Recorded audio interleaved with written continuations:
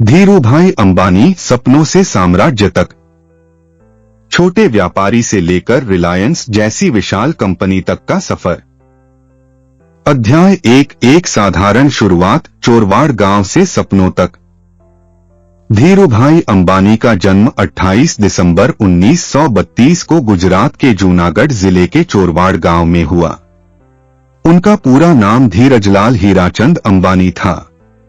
एक मध्यम वर्गीय शिक्षक परिवार में जन्मे धीरूभाई के पास न तो बहुत जमीन थी न पैसा, लेकिन उनके पास था सपना देखने का साहस और उसे साकार करने की जिद। बचपन से ही धीरूभाई में कुछ अलग था। पढ़ाई में औसत, लेकिन सवाल पूछने और चीजों को समझने की जबरदस्त जिज्ञासा। चोरवाड़ के छोटे से गांव में रहते हुए भी उनका मन दुनिया देखने और बड़ा करने में रमता था। स्कूल के बाद वे मंदिर के बाहर पकौड़े बेचते और वहीं से उनकी पहली कमाई शुरू हुई। अध्याय 2। शुरुआती दिनों का संघर्ष, स्कूल और छोटी नौकरी। धीरूभाई ने ज्यादा औपचारिक शिक्षा नहीं ली। वे बहुत जल्दी जीवन की व्यावहारिकता में उतर गए। छोटी उम्र में ही उन्होंने परिवार को आर्थिक रूप से सहयोग देना शुरू कर दिया।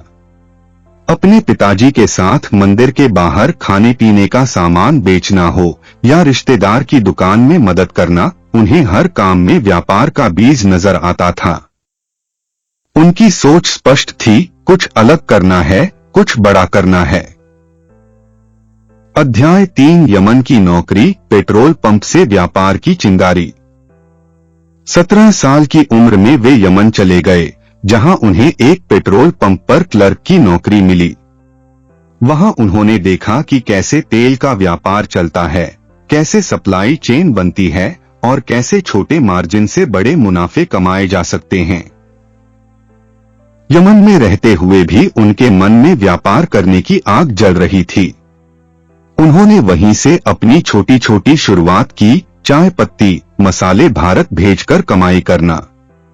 यहीं से एक व्यापारी का सपना आकार लेने लगा। अध्याय 4। भारत वापसी, छोटे व्यापार की नींव। कुछ सालों के बाद वे भारत लौटे और 1958 में अपने चचेरे भाई के साथ मिलकर मुंबई में एक छोटी सी ऑफिस खोली।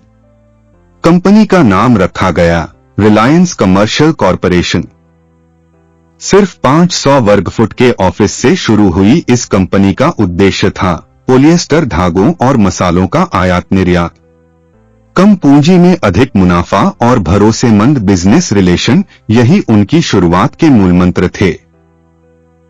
अध्याय 5। पॉलिएस्टर और टेक्सटाइल की क्रांति। धीरूभाई ने महसूस किया कि भारत में टेक्सटाइल का बड़ा बाजार है।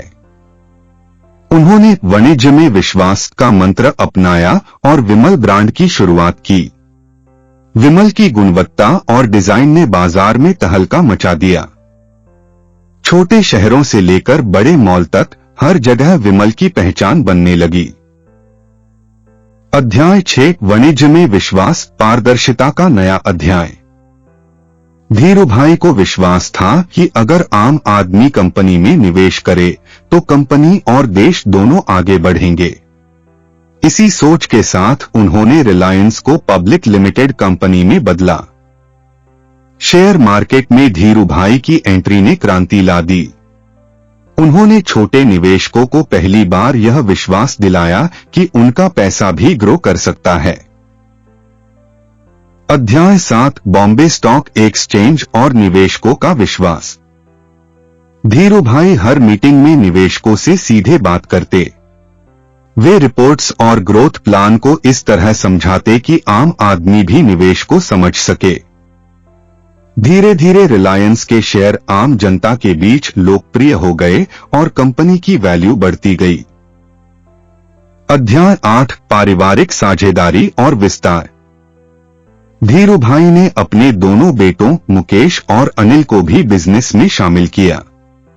परिवार का यह मॉडल उस समय नया था और उन्होंने इसे बेहतरीन तरीके से संभाला।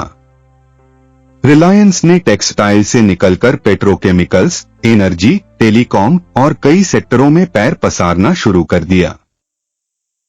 अध्याय 9 रिलायंस पेट्रोकेमिकल्स एक बड़ा कदम।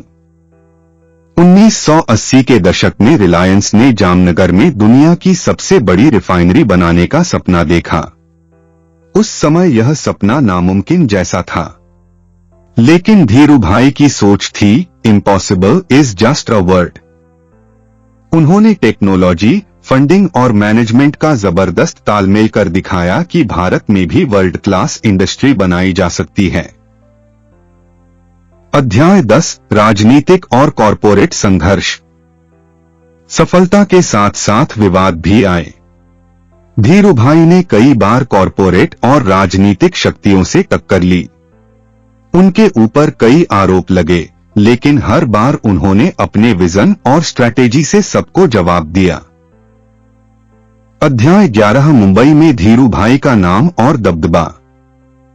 मुंबई में कोई भी बड़ा कारोबारी, नेता या निवेशक हो, सब धीरूभाई का नाम सम्मान से लेते थे। वे न केवल एक बिजनेसमैन थे, बल्कि एक विचारधारा बन चुके थे। सपने सब देखते हैं, उन्हें हकीकत में बदलना ही सफलता है। अध्याय 12 स्वास्थ्य, विवाद और रिलायंस का बंटवारा। 2000 के दशक की शुरुआत में उनकी तबीयत बिगड़ने लगी। एक स्ट्रोक के बाद वे सक्रिय बिजनेस से दूर हो गए। उनके बाद रिलायंस को दो हिस्सों में बांटा गया, मुकेश अंबानी और अनिल अंबानी के बीच। अध्याय 13 धीरूभाई की सोच, बड़ा सोचो, जल्दी सोचो, सबसे आगे सोचो। उनका सबसे प्रसिद्ध कथन था think big, think fast, think ahead. उनकी सोच ने भारतीय उद्योग जगत की दिशा बदल दी। उन्होंने दिखाया कि सपनों की कोई सीमा नहीं होती। अध्याय 14 एक विरासत जो कभी खत्म नहीं होगी। 6 जुलाई 2002 को धीरूभाई अंबानी का निधन हो गया, लेकिन उन्होंने जो प्रेरणा, सोच और बिजनेस साम्राज्य छोड़ा, वो आज भी करोड़ों लोगों के लिए प्रेरणा है।